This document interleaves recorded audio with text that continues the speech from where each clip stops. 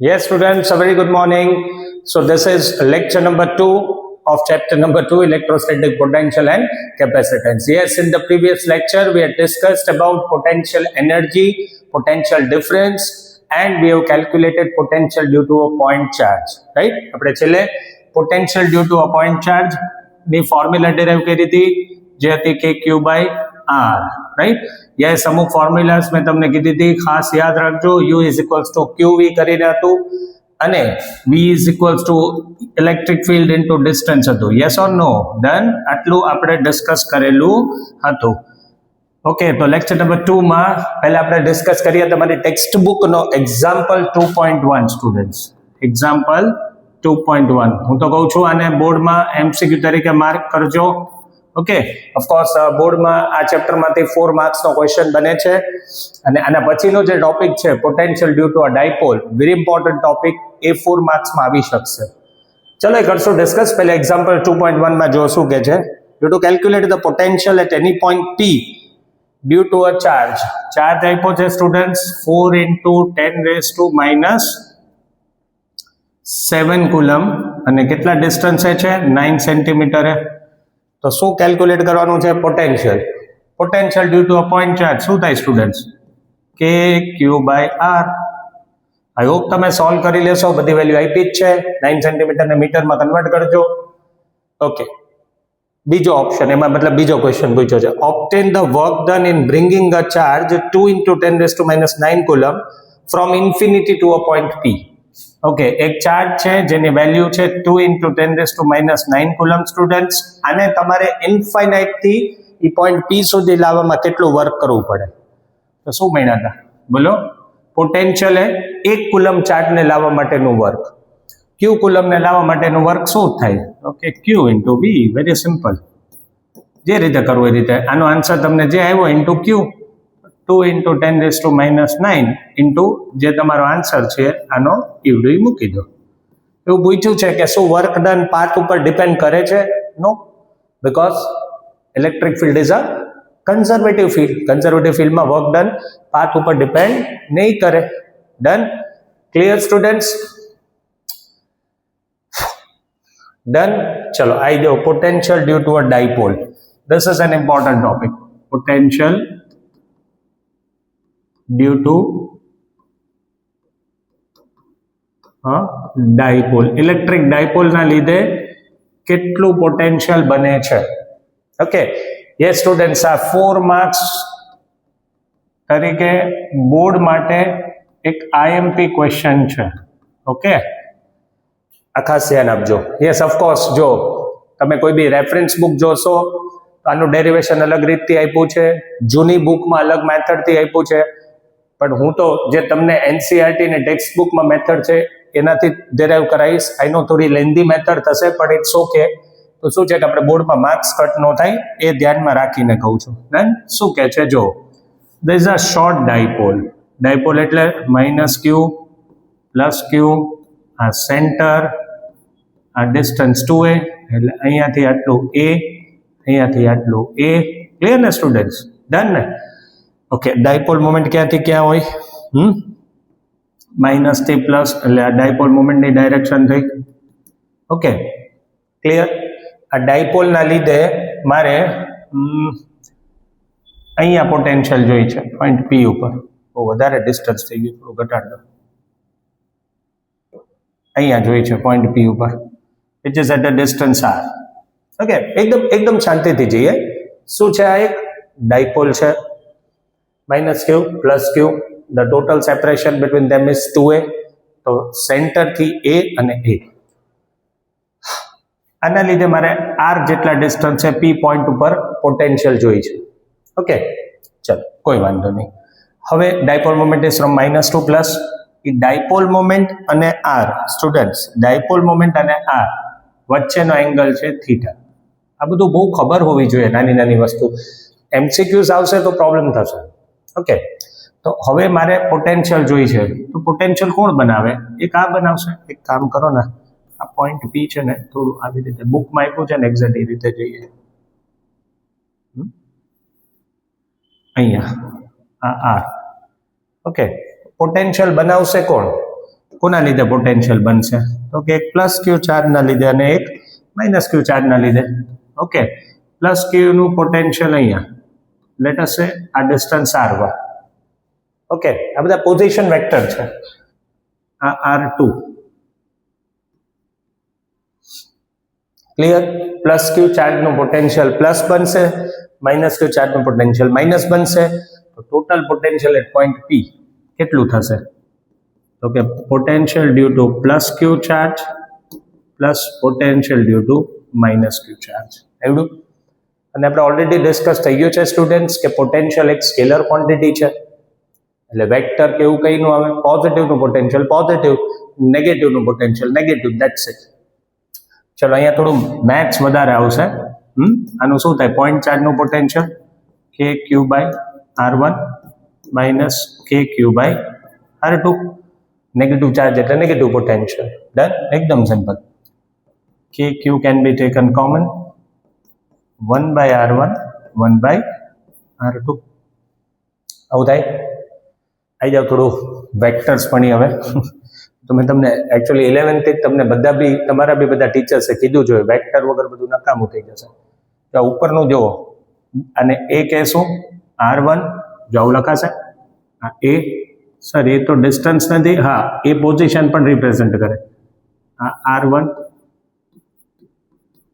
Right, તો head of first vector, tail of second vector, so this is the resultant vector. ભણ્યા છો ને, પહેલા વેક્ટરના હેડ થી બીજાની ટેલ ને રિઝલ્ટ. ઓકે, જોઈ લેજો શાંતિથી. આ એંગલ શું છે સ્ટુડન્ટ્સ? થીટા છે, બરાબર. એક આખું એડિશન કરીને દેખાડવું એકોર્ડિંગલી બીજું તમને આવડશે. જો કેન આઈ સે a plus r1 is equals to r. જુઓ તો અમુક બુક્સમાં અમુક સ્ટેપ્સ બુકમાં કટ કર્યા છે, અહીંયા જોજો. ત્યાંથી r1 શું થશે? r minus a, r minus A. થોડી જગ્યાનું બી, તો મોડ ઓફ r1 શું થાય students? Under root of a square minus 2ab cos theta plus b square, squaring on both the sides, r1 square equals to r square minus 2ar cos theta plus a square. આવું multiply divide કરું r સ્ક્વેરથી, r square by r square. Biology વાળા છોકરાઓને easy પડે ને એટલે બધા steps લખી દઉં છું તમને. અહીંયાથી આમ લખાય ને, r square by r square minus 2ar cos theta plus a square. થયું? આ r સ્ક્વેર અંદર લઈ લઉં તો શું આવે જો તો આવું આવે. r1 square is equals to r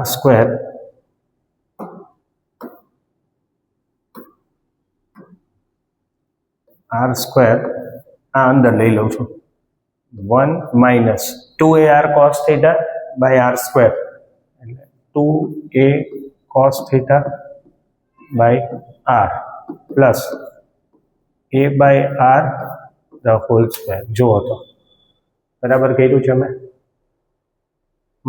r square અંદર મલ્ટીપ્લાય કર્યું, r square by r square 1, 2ar cos theta by r square એટલે એક r વધે. શોર્ટ ડાયપોલ છે સ્ટુડન્ટ્સ, એટલે r greater than a, r by a greater than 1, a by r less than 1. આ term neglect થઈ જાય. તો finally શું આવ્યું?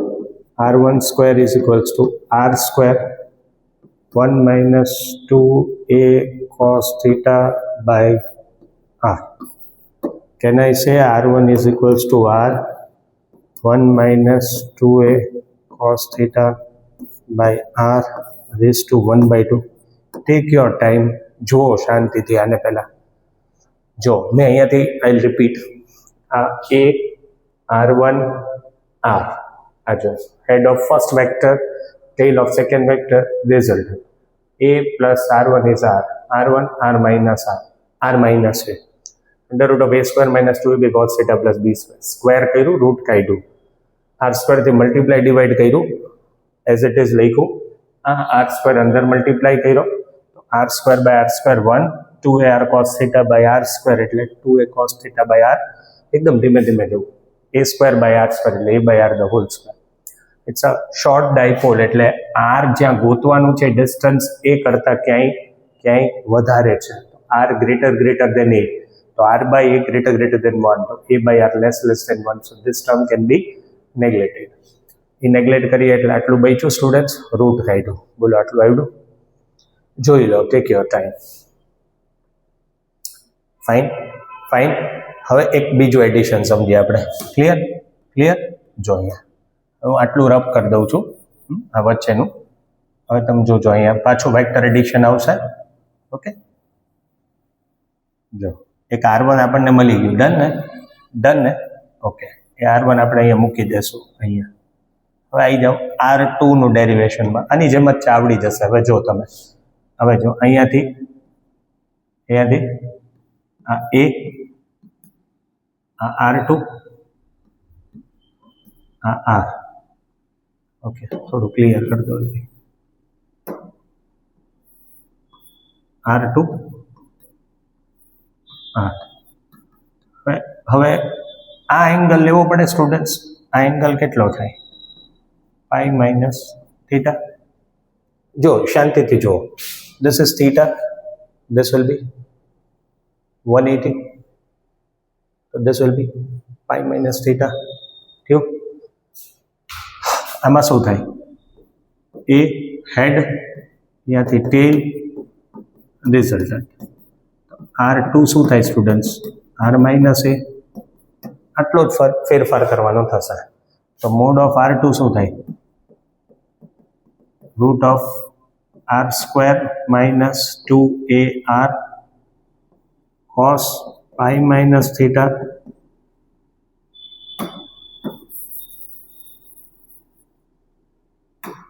plus a square. થયું? What is cos pi minus theta? Cos pi minus cos theta. e minus આ minus plus થઈ જશે. r2 is equals to r square plus 2ar cos theta plus a square. આવડું students? હવે same concept હું use કરું આની જેમ. તો છેલ્લે જે અહીંયા મારે 1 minus 2a આવતું હતું એની જગ્યાએ હવે શું આવશે? પ્લસ. તો ફાઇનલ આવડશે ને? સ્ક્વેર કરી દો ને, સ્ક્વેર કરી દો, r સ્ક્વેર થી મલ્ટીપ્લાય ડિવાઇડ કરતો જે સ્ટેપ્સ ફોલો કર્યા હતા એ જ તે. અહીંયા માઇનસ સાઇન અને અહીંયા પ્લસ સાઇન છે. તો ફાઇનલી r2 શું આવશે? r into 1 plus 2a cos theta divide by r raise to 1/2. જો સ્ટુડન્ટ્સ આવડી ગયું? ઓકે, હવે એ વેલ્યુ અહીંયા આપણે મૂકી દઈએ પોટેન્શિયલમાં. અહીંયા મૂકી દઈએ. ડન? શું થશે જો?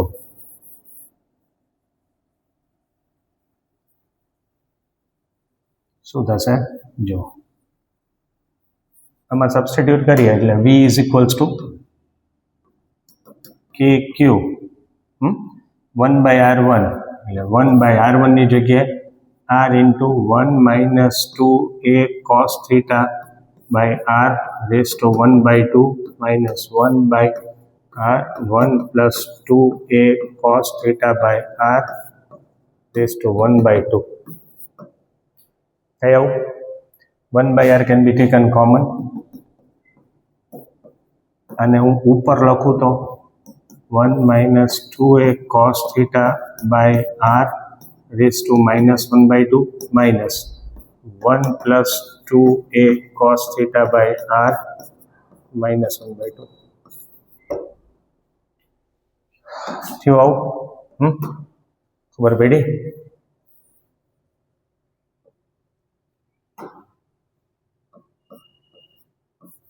થયું સ્ટુડન્ટ્સ? રાઈટ. હવે હું આમાં બાયનોમિયલ એક્સપાન્શન યુઝ કરી શકું.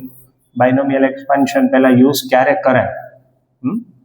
જ્યારે આવું ફોર્મેટ હોય 1 plus or minus X raise to n અને એક્સ, આપણે ફિઝિક્સની વાત કરું છું, મેથ્સમાં અલગ હશે.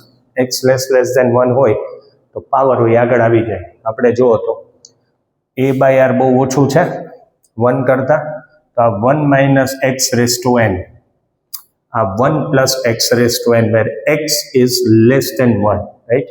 તો we can use binomial expansion. Binomial expansion શું કહે છે સ્ટુડન્ટ્સ? આ જે પાવર હોય આગળ આવી જાય, આમાં જો શું થાય, v is equals to k q by r bracket -1/2 આગળ આવે, જો તો -1/2 આગળ આવશે એ માઇનસ પ્લસ 2 કેન્સલ, એટલે શું વધશે? 1 plus a cos theta by r minus. Is it clear? Clear ને? આ પાવર આગળ લઈ લઉં છું, -1/2 આગળ લઈ લઉં એટલે -1/2 આગળ આવે એટલે 2 ઉડી જાય, માઇનસ ની સાઈન રહેશે. So 1 minus a cos theta by r. Solve this, bracket open કરું સ્ટુડન્ટ્સ, તો 1 minus 1 કેન્સલ થઈ જશે, 1 minus 1 કેન્સલ, આ એડ થઈ જશે. So the final answer is kq by r into 2a cos theta by r. Is it? જો ને પણ આ 1 minus 1 cancel, a cos theta by r minus a cos theta, 2a cos theta by r. What is q into 2a? ભેણા જો p. So finally potential શું આવ્યું students? kp cos theta by r square. For a short dipole, આ બધી ફોર્મ્યુલાસ જો, આ 4 માર્ક્સનો answer છે બોર્ડમાં. Potential varies as 1/r square. થોડું આમાં લોજિક ઉમેરો ને, થોડું વિચારો ને, તો આપણે ઓલરેડી આવું ભણ્યા છીએ કે v is e into r, right? તો જે ઇલેક્ટ્રિક ફિલ્ડનું થશે ને એનાથી એક પાવર ઓછો થશે. ડાયપોલ માટે ઇલેક્ટ્રિક ફિલ્ડ શું હતું? નીચે શું આવતું હતું? r cube. આમાં શું આવે? r square. પોઈન્ટ ચાર્જની ઇલેક્ટ્રિક ફિલ્ડ શું હતી? k cube by r square. Potential શું આવે? k cube by r. Clear students? આટલું આવડ્યું? તો આ ડાયપોલ માટે કે તો પોટેન્શિયલ આવે kp cos theta by r square. તો one thing is sure કે ભાઈ when theta is 0, when theta is 0, potential will be maximum students. કેટલું થશે? કેમ cos 0 maximum? કેટલું થશે? kp by r square. theta is 90 એટલે ઇક્વેટર. ભાઈ ઇક્વેટર એટલે ત્રણેયના ડાયાગ્રામ દોર દઉં તમને. અહીંયા પોટેન્શિયલ ગોતવું છે, અહીંયા ડાયપોલ છે, તો આ પી આમ, આર આમ, 90 નો એંગલ થયો, ઇક્વેટર થયો. ઇક્વેટર ઉપર પોટેન્શિયલ શું આવે સ્ટુડન્ટ્સ? 0. ઇક્વેટર ઉપર પોટેન્શિયલ શું આવે? 0. આ ડાયપોલ આમાં શું કર્યું સર? આમાં આમ કર્યું કે આ ડાયપોલ માઇનસ ક્યુ પ્લસ ક્યુ, અહીંયા ગોતવું છું તો પી પણ આમ, એટલે જ મેં કીધું એંગલનું મહત્વ રાખો તમે. જો આ ડાયપોલ મોમેન્ટ આમ, અને જ્યાં ગોતવાનું છે એટલે આર પણ આમ થયું, તો બે વચ્ચે 0 નો એંગલ થયો, પોટેન્શિયલ મેક્સિમમ. ઇક્વેટર ઉપર પોટેન્શિયલ 0. અને આમ અલાઇનમેન્ટ રાખવું, પ્લસ ક્યુ માઇનસ ક્યુ, અને માન લો મારે અહીંયા ક્યાંક ગોતવું છે, તો ડાયપોલ મોમેન્ટ કઈ બાજુ થશે? તો કે dipole moment is from minus two plus, એટલે ડાયપોલ મોમેન્ટ આમ થઈ, ગોતવાનું છે અહીંયા એટલે આર આમ થયો. They are opposite to each other, so potential will be minimum. આ ધ્યાન રાખજો બાળકો, પોટેન્શિયલ મિનિમમ એક્સિસ પર જ થશે, ઇક્વેટર પર તો 0 થશે. અને પોટેન્શિયલ તો સ્કેલર ક્વોન્ટિટી છે, જેનું પ્લસ થાય એનું પ્લસ, માઇનસ હોય એનું માઇનસ. મતલબ you don't have to take 0 as minimum. Minus kp by r square is the minimum value of potential. Plus kp by r square along the axis is the maximum potential. ચલો clear છે students?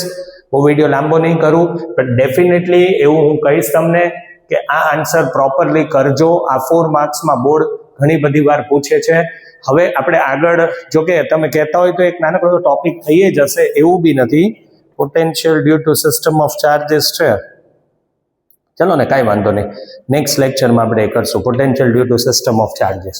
Done students? Okay, ચલો, thank you.